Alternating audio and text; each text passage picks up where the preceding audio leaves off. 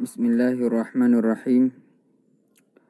Dan kata musannif, wal wahdaniyatu ay la thaniya lahu ta'ala fi dzatihi wala fi sifatihi wala fi af'alihi. Artinya yang keenam daripada sifat yang wajib bagi Allah Ta'ala itu wahdaniyah.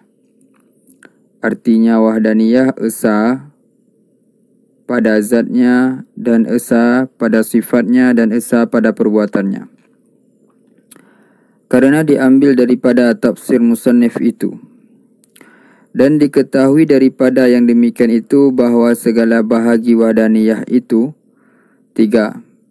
Pertama, wahdaniyatu pada zat dan maknanya ketiadaan bersusun pada zat seperti berjisim yang menerima bahagi, dan tiada pula bagi seorang zatnya seperti zat Allah, dan tiada pula jauhar farad, dan tiada kita ketahui akan hakikatnya hingga di akhirat sekalipun.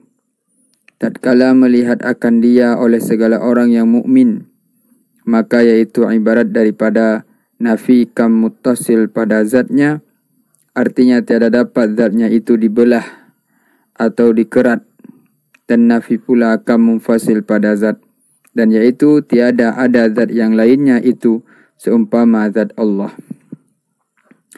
Dan kedua, wahdaniyah pada sifat dan maknanya, tiada berbilang-bilang sifat bagi zat yang suci daripada satu jenis seperti ada baginya dua kudrah atau lebih banyaknya, dan dua iradah dan dua ilmu atau lebih banyaknya. Dan tiada bagi orang yang lain sifat seperti sifatnya, seperti adalah bagi yang lain itu kudrah seperti kudrah Allah Ta'ala. Dan adapun bahawa ada bagi yang lain kudrah tiada seperti kudratnya Allah Ta'ala, maka tiada memberi mudarat ia, seperti bahawa adalah bagi yang lainnya itu kudrah yang tiada memberi bekas, maka iaitu muwafaqah pada nama kudrah jua. Tetapi antara dua kudrah itu bersalahan pada hakikatnya.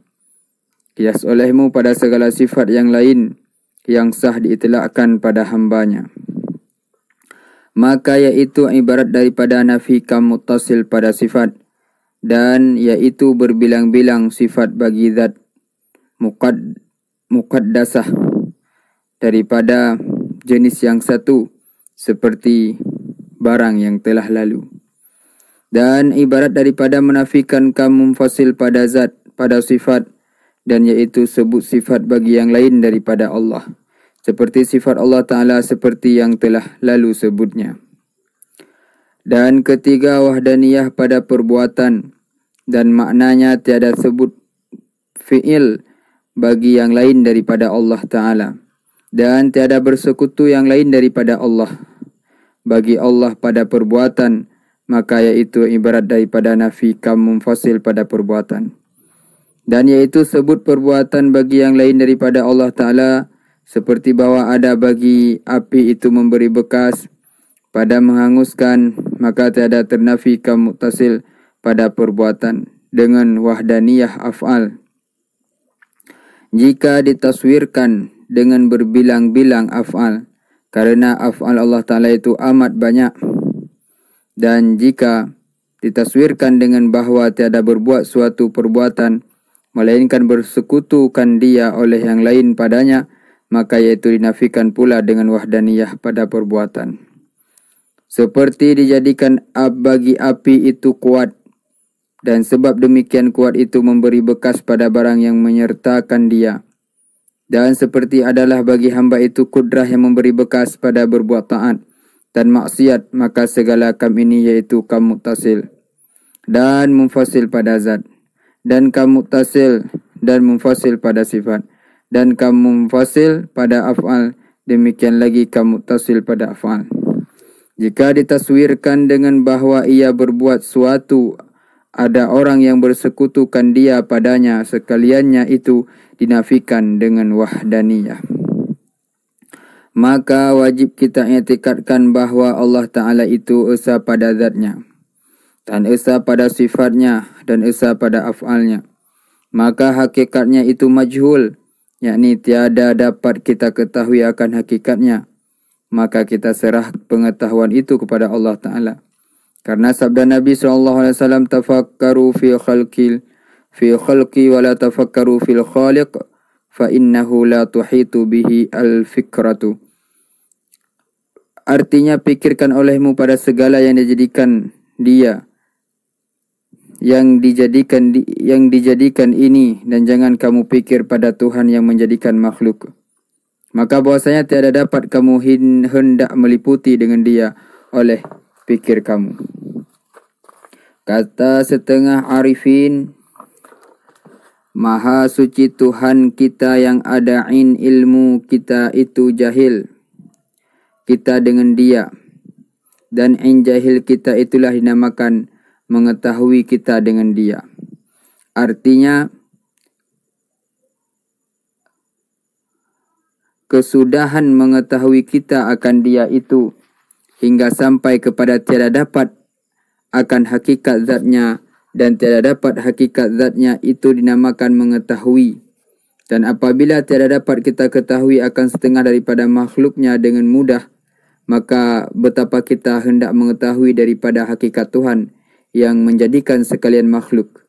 Seperti firman Allah Ta'ala, wa ma ya'lamu junuda rabbikum illa huwa. Wa ma ta'lamu junuda rabbika illa huwa. Artinya, dan tiada mengetahui akan tentara Tuhanmu itu ya Muhammad, melainkan ia Allah jua. Maka murad daripada tentara Tuhan itu malaikat. Maka wajib kita i'tikadkan sekalian perbuatan itu Allah Ta'ala jua yang mengeluarkan daripada Adam kepada wujud. Padahal tunggal ia, sama ada ia baik atau jahat. Dan makna baik itu iman dan taat, dan murad daripada jahat itu kufur dan maksiat. Dan sama ada perbuatan itu zahir keluarnya daripada manusia atau lainnya.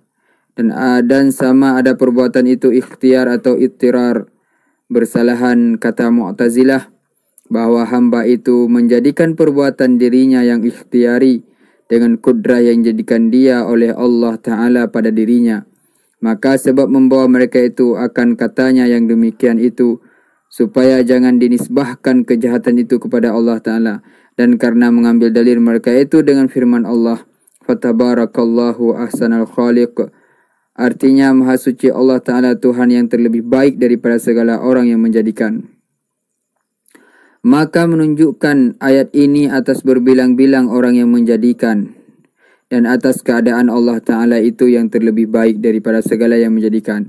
Maka kita jawab daripada mereka itu dengan bahwa ahsan itu diambil daripada hasan dengan makna mengetahui, dan khaliqin diambil daripada khaliq dengan makna takdir. Maka adalah maknanya Maha Suci Allah Ta'ala Tuhan yang terlebih mengetahui bagi segala orang yang mengirakan dan mentakdirkan. Maka telah menyebut oleh mereka itu ada yang bersekutu bagi Allah Ta'ala pada menjadikan. Maka adalah mereka itu seperti majusi. Sabda Nabi SAW, al-qadariyatu majusi hadhil ummah, fa inna maradu fala ta'uduhum, wa immatu fala tashhaduhum. Warawahu Abu Dawud wal Hakim an Ibnu Umar.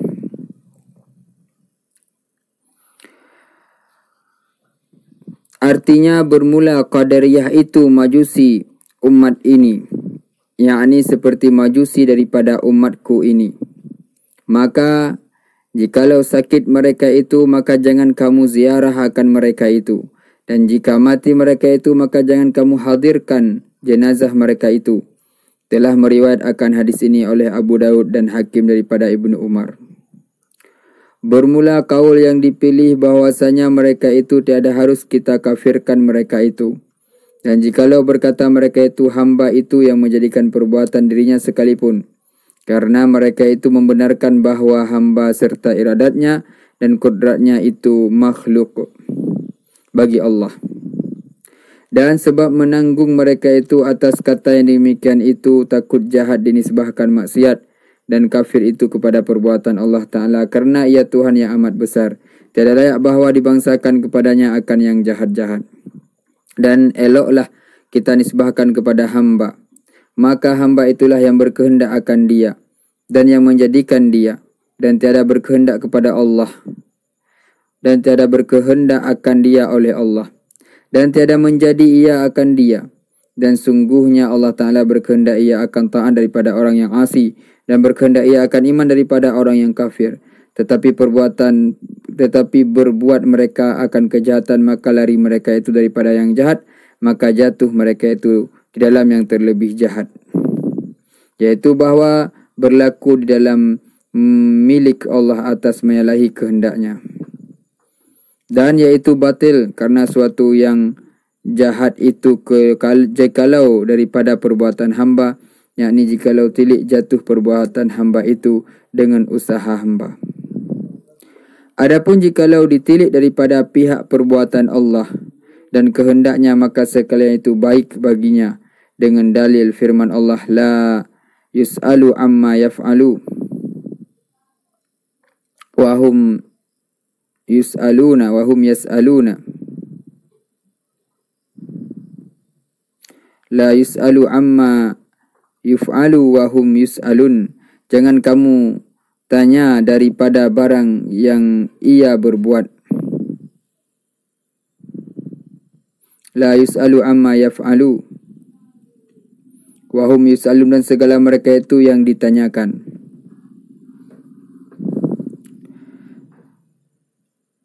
Dan segala mereka itu yang ditanyakan segala perbuatan mereka itu. Dan lagi firman Allah, wallahu khalaqakum wa ma ta'malun. Dan bermula Allah Ta'ala yang menjadikan kamu dan akan barang yang berbuat oleh kamu. Kata setengah ulama, tiada harus bahawa dikatakan Allah Ta'ala berkehendak akan kafir dan zalim dan fasik, dan jikalau ia berkehendak sekalipun.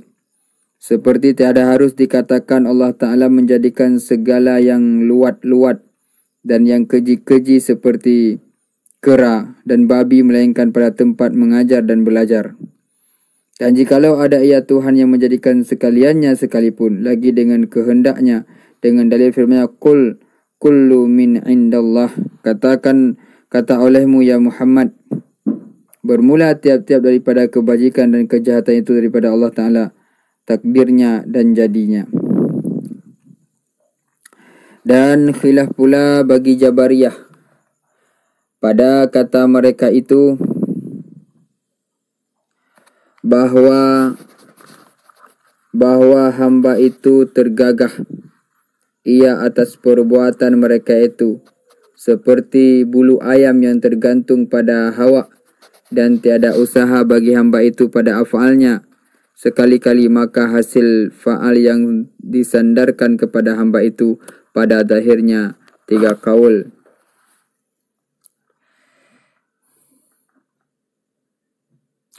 Pertama, Jabariyah, seperti yang telah lalu sebutnya, sekira-kira sangat taksir mereka itu pada perkataan mereka itu dengan bahwasanya tiada usaha bagi hamba itu pada perbuatannya. Dan kedua, Mu'tazilah, maka telah mengiktikad oleh mereka itu, maka taksir mereka itu dengan sekira-kira berkata mereka itu dengan bahawa hamba itu menjadikan ia akan fa'alnya yang ikhtiari. Dan ketiga, ahli sunnah, maka adalah i'tikad mereka itu pertengahan. Sekira-kira berkata mereka itu dengan bahawa hamba itu tiada menjadikan ia akan perbuatannya, tetapi baginya pada fi'il itu usaha dan ikhtiar, dan sebaik-baik pekerjaan itu pertengahan. Yaitu ahli sunnah karena bahwasanya keluar ia daripada tahi dan darah, yaitu air susu yang khalis, lagi lezat bagi yang meminumkan dia.